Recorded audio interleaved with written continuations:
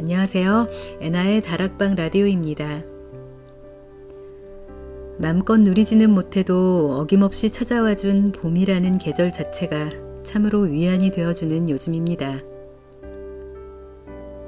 싹이 돋고 꽃이 피고 연두색 봄잎이 몸을 부풀려가고 변함없이 순환하는 우주의 섭리에 감탄하고 또 감사하게 되는 계절이죠. 오늘은 도종환 시인의 산문집 모과 소개해드리려고 합니다. 도종환 시인은 꽃과 나무, 자연과 계절을 통해 인간이 어떻게 사랑하며 살아야 하는지를 일깨워주는 시와 산문들을 주로 써오셨는데요. 이 책 모과 역시 그렇습니다. 전에 이미 한번 소개를 했던 책인데요. 한참 전에 절판이 되어서 종이책으로 만나보기 힘든 보석 같은 글들을 널리 공유하고 싶은 마음에 한 번 더 꺼내보았습니다. 오늘은 이 책에서 이 계절에 어울리는 봄의 자연이 우리에게 주는 가르침에 대한 글 2편 발췌해서 소개해드리겠습니다. 그럼 오늘도 끝까지 편안하게 들어주세요.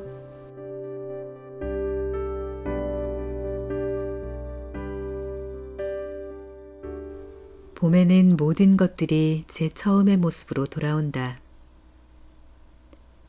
봄은 먼 데서 온다. 남쪽 먼 섬 비탈밭이나 거기서 바다 쪽을 바라보며 섰던 매화나무 찬 가지에서부터 온다. 바람을 타고 온다.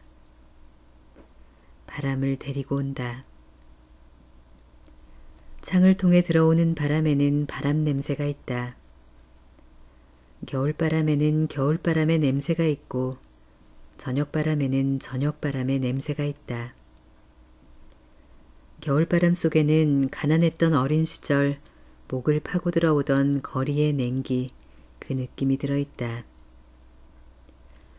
머리맡에서 걸레가 얼던 월세방 단밑의 긴 골목, 어둑어둑하던 벽에 기대서서 꺼진 연탄불이 다시 붙기를 기다리던 날의 냄새가 있다. 저녁 바람 속에는 노을 묻은 바람의 냄새가 있다. 강가를 따라 내려가며 오지 않는 것을 끝없이 기다리던 날들의 아득한 냄새가 들어있다. 지친 몸, 허기진 육신을 추스르며 혼자 저음의 노래를 부를 때 다가와 머리카락을 날리던 색강의 냄새 같은 것이 묻어있다. 봄날 아침 창문을 열었을 때 다가와 얼굴을 쓰다듬는 봄바람에는 봄바람의 냄새가 스며있다. 초년교사 시절 처음 가보는 낯선 산골학교. 부임 인사가 끝나고 채 한 달이 지나지 않아 아직 모든 것이 낯설기만 하던 무렵 혼자 운동장 끝을 따라 거닐다 만났던 바람의 냄새가 떠오른다. 차가운 기운은 벗었지만 아직 완전히 따스한 몸으로 바뀌어지지 않은 봄바람이 앞산 기슭 온갖 나무와 꽃들의 묵은 껍질을 벗기려고 산비아를 따라 올라가다 내려오기를 여러 차례. 꽃망울을 완전히 벗기진 못하고 내 곁에 내려와 거친 숨을 몰아쉬던 그 숨소리가 들어있다. 낯설음도 곧 익숙해지겠지. 갑자기 바뀐 환경에도 서서히 적응해 갈 수 있겠지 하는 생각을 하며 걷는 동안 바람에 묻어오던 흙냄새, 바람냄새가 묻어있다. 그런 낯익은 냄새에 실려 봄은 온다. 개울물이 땅을 녹이며 다시 살아난 벌레들과 물고기 새끼, 도롱뇽알, 개구리의 앳된 비린내를 한데 섞어 바람에 실려 보낸다. 봄은 낮은 데서 온다. 산꼭대기에서부터 오는 게 아니라 산발치에서 먼저 온다. 언덕 위에서보다 밭둑에서 먼저 온다. 개울가에서 먼저 오고 단밑에서부터 꿈틀거리며 온다. 어린 풀들은 그런 데서 먼저 푸른 빛을 되찾는다. 나무 둥치 아래 모인 풀들이 푸르게 움직이는 소리를 들으며 나뭇가지도 하늘을 향해 어깨 관절을 푼다. 봄은 변두리에서부터 온다. 사람들이 아직 찾아오지 않은 논둑이나 개울가 이런 데서 먼저 온다. 들판 끝에서 힘들게 겨울을 견디고 고개를 든 꽃다지나 냉이의 여린 잎에서부터 온다. 도심에서 먼저 오지 않는다. 아니, 도시 한복판에 가장 늦게 온다. 사람들이 많이 모여있는 곳에 가장 늦게 오고 사람들이 관심을 제대로 보이지 않는 구석진 곳에서 먼저 온다. 사람들이 따스한 눈길을 주지 않는 곳, 사람들이 사는 곳으로부터 멀리 떨어진 곳에서 봄은 먼저 온다. 봄바람은 그런 먼 곳, 낮은 곳, 구석지고 응달진 곳에 사는 풀과 나무들을 푸르게 바꾸어 놓은 다음에 사람들이 모여 사는 곳으로 와서 도시 한복판의 가로수 껍질을 깨운다. 봄은 소리 없이 온다. 겨우내 언 나뭇가지에 내려와 온종일 그 나무의 살갗을 쓰다듬으면서도 봄 햇살은 말이 없다. 메마를 대로 메마른 나무 둥치에 내려 나무의 살 속으로 들어가려다 저 혼자의 힘으로는 안 될 것 같자 더 많은 친구들을 불러와 기어코 단단한 각질 아래로 스며들어가면서도 봄비는 조용하다. 나무의 속을 적시고 새순을 키워 껍질 밖으로 밀어내면서도 봄비는 비명소리 한번 지르지 않는다. 웅크린 몸을 좀처럼 펴지 못하고 있는 꽃봉오리를 입김으로 조금씩 열어내면서도 봄바람은 쇳소리를 내는 법이 없다. 혼자서 꽃을 피우는 꽃나무는 없다. 바람이 영혼을 불어넣어주고 햇살이 몸을 데워주며 빗방울이 실핏줄을 깨워주고 흙이 흔들리는 몸을 붙잡아주어 꽃 한 송이가 피는 것이다. 꽃 한 송이 속에는 그래서 자연의 온갖 숨결이 다 모여있고 우주의 수없는 손길이 다 내려와 있다.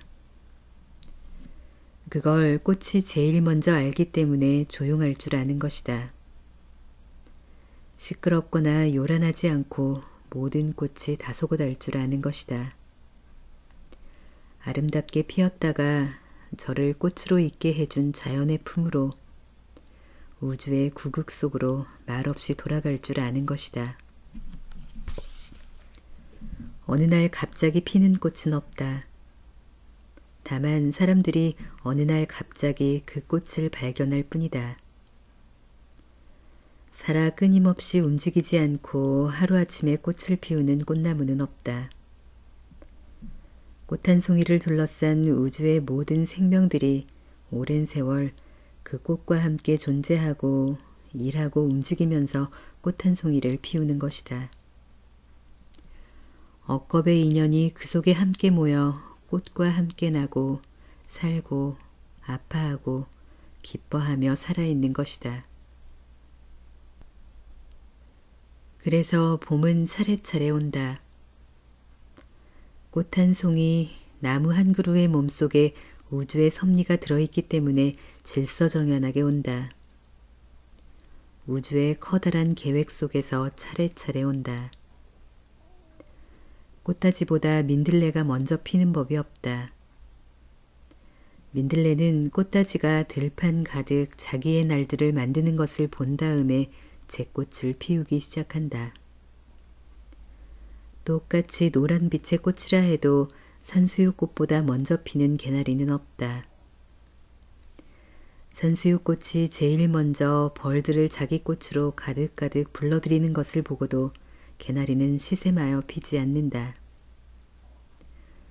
천천히 자기 때가 되어 피어도 자기를 찾아오는 것들은 또 있을 것으로 믿고 있다.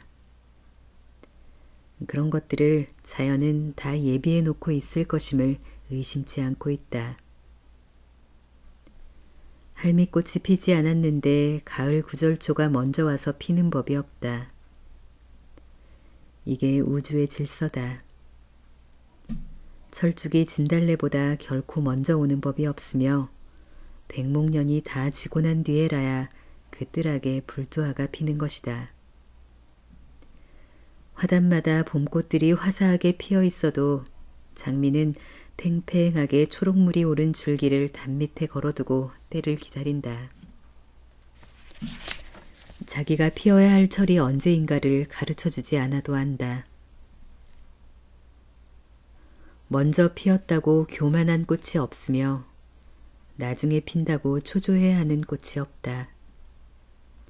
제가 피어야 할 차례가 있다고 믿고 있으며 인간의 세상에 살면서 제가 세상을 아름답게 가꾸어야 할 시간이 언제인가를 꽃과 나무들은 알고 있다. 때론 그걸 모르고 일찍 피는 꽃들이 없는 건 아니지만 제 차례가 아니었음을 알면 얼른 다시 들어간다. 꺼내놓았던 꽃을 거두어 다시 뿌리로 돌아가 자연스럽게 찾아올 제때를 기다린다. 같은 목련나무 안에서도 꽃 피는 순서가 있고 같은 모과나무 줄기에서도 순이 돋는 잎차례가 있다. 자세히 들여다보면 꽃 한 송이 풀 한 포기가 피는데도 다 질서가 있고 차례가 있다. 우주 만물을 이 땅에 내는데도 그런 순서와 섭리를 따르는 것을 보면 경탄하지 않을 수 없다. 봄도 그렇게 이미 계획해 놓은 순서에 따라 차례차례 오는 것이다. 그래서 그런 섭리대로 봄에는 모든 것들이 제 모습으로 돌아온다. 못가의 풀들은 죽었다 봄이 되면 다시 살아나는 게 아니다. 자세히 보라. 그 풀들은 누렇게 시들어 몸을 땅바닥에 바짝 붙인 채 겨울을 보낸 뒤 봄이면 다시 맨 아래쪽부터 서서히 푸른빛을 끌어올려 제 모습을 찾아가는 것이다. 이미 모든 풀들이 다 푸르러진 뒤에 그 풀을 보는 사람들은 그걸 알지 못한다. 아직 겨울이 다 가지 않았을 때부터 봄이 들녘에 완연해질 때까지 풀의 모습을 지켜본 사람은 그걸 볼 수 있다. 아래쪽부터 푸른 물을 끌어올리며 조금씩 몸을 바꾸어가는 풀의 모습을. 줄기의 3분의 1쯤은 푸른 빛으로 바꾸고 윗부분은 아직 누런 빛이 남아있는 풀들을 본 사람은 풀이 어떻게 다시 제 모습으로 돌아오는가를 알 수 있을 것이다. 봄은 그렇게 제 본래의 모습으로 돌아오는 계절이다. 나무는 나무대로, 꽃은 꽃대로, 풀은 풀대로 제 모습을 찾는 계절이다. 일찍이 김광섭 선생은 봄이라는 시에서 이렇게 이야기한 적이 있다. 그래서 봄은 사랑의 계절. 모든 거리가 풀리면서 멀리 간 것이 다 돌아온다. 서운하게 갈라진 것까지도 돌아온다. 모든 처음이 그 근원에서 돌아선다. 나무는 나무로, 꽃은 꽃으로, 버들강아지는 버들가지로, 사람은 사람에게로, 산은 산으로, 죽은 것과 산 것이 서로 돌아서서 그 근원에서 상견례를 이룬다. 모든 처음이 그 근원에서 돌아서는 계절, 그게 봄이라고 김광섭 선생은 노래했다. 모든 사물이 자기의 근원을 생각하고 그 근원을 향해 제 모습으로 돌아오는 계절이 봄이라는 것이다. 나무는 나무 제 본래의 모습으로 돌아오고 꽃은 꽃의 모양으로 돌아오고 산은 산의 모습으로 돌아오는 계절인 것이다.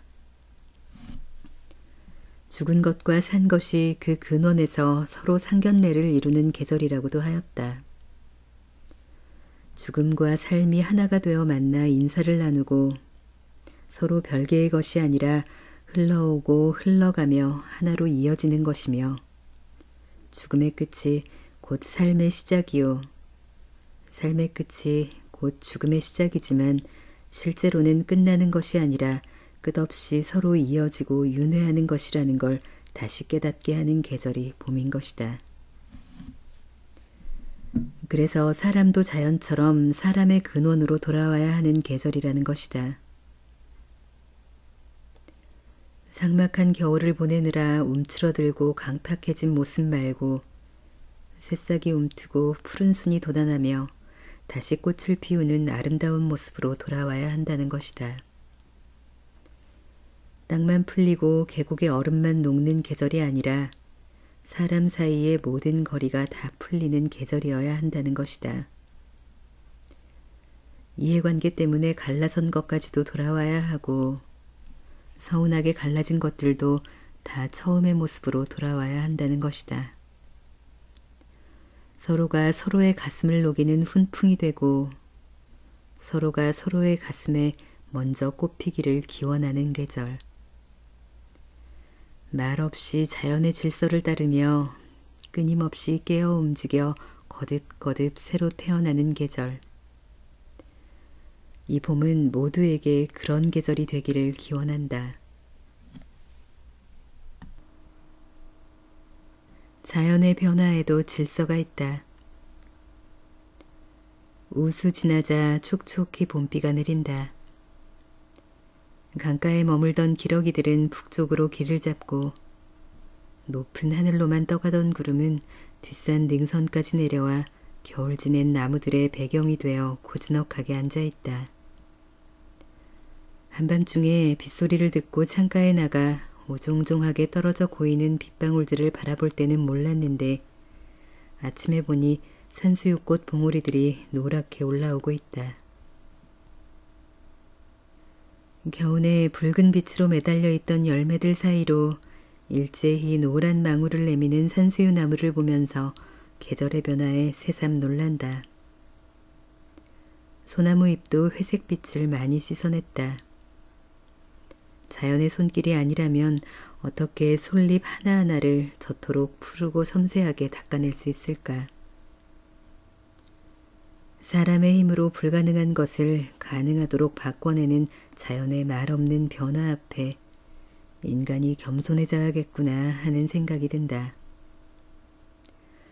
어제는 얼어붙은 길을 조심조심 걸으며 왜 추위가 이리 오래 물러가지 않느냐고 투덜댔는데 오늘은 땅이 녹아 신발에 흙이 달라붙는다고 불평을 하게 된다. 자연은 사람들이 참고 기다리던 것을 가져다 주는데 사람들은 기쁜 것은 일단 당연한 것으로 제쳐두고 불편한 것에 대한 탓을 다시 자연에 돌린다. 자연은 변하는 것을 변화로 당연하게 받아들여야 한다고 가르치는데 사람들은 사람의 이해관계만으로 좋아하고 싫어하는 일을 되풀이한다. 겨울에는 겨울을 탓하고 봄에는 봄을 탓한다. 겨울에는 겨울이 오고 말았다는 변화를 받아들이고 봄에는 봄이 주는 새로움을 받아들일 줄 알아야 하는데 변덕스러운 투정을 해댄다. 자연의 변화에도 질서가 있다. 언제나 꽃만을 피우게 하지 않고 언제나 무성한 나무 그늘 아래 앉아 쉬게 하지 않는다. 풍성한 열매와 결실이 있으면 냉혹한 추위와 동면기가 뒤따라오게 한다. 그게 자연의 순서이고 섭리이다. 우리 인간의 삶 또한 그런 순서가 있다. 나고 자라고 장성하였다가 병들고 쇠잔해지는 길을 간다. 내 인생에 풍요로운 가을이 있었으면 냉혹한 겨울이 오는 것은 어쩌면 정해진 순서인지도 모른다. 순환하는 이 자연의 변화를 되풀이해서 보여주면서 자연은 인간에게 변화 속에서 지혜를 깨달아야 한다고 말한다. 그것을 알아듣는 사람이 있고 흘려듣는 사람이 있을 뿐이다. 낙엽을 떨구어 겨울이 올 것을 미리 보여주고 제비를 낮게 날게 하여 비가 쏟아질 것임을 알려준다. 그것을 보고 겨우살이 준비를 차곡차곡 해나가거나 널어놓은 옷가지를 거두어들이는 사람이 있는가 하면 한박 젖은 옷을 들고 하늘을 원망하는 사람이 있는 것이다. 세상 만물은 그 속에 다 삶의 이치를 드러내 보여주고 있어서 골똘히 바라보는 이에겐 지혜를 깨닫게 해준다고 한다. 그걸 옛사람들은 이리관물이라 했다. 삶의 이치로서 사물을 바라본다는 말이다. 자연 만물은 그 속에 삶의 이치를 담고 있어서 사물을 제대로 바라보면 이치가 보인다는 것이다. 참 공평하게도 자연은 가장 많은 열매를 수확할 수 있게 한 다음에 차가운 겨울을 주고 가장 혹독한 추위와 눈보라를 겪게 한 다음에 봄을 마련해 준다. 고난의 가시 속에서 향기로운 장미꽃이 피게 하고 폭풍우를 겪고 난 뒤에 훌륭한 선장으로 만들어준다. 지나치게 기름지고 단맛에 길들여져 있으면 병을 주고 작은 그릇 하나도 뜨거운 불 속에서 만들어지게 한다.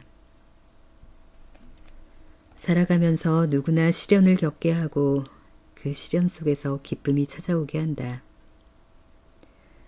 그래도 사람들이 자연에게서 깨닫고 배우지 않으면 현명한 사람들을 우리 곁에 보내어 그들의 입을 통해 일러준다. 어떤 때는 세네카 같은 사람을 보내어 고통은 숭고한 영혼을 만든다.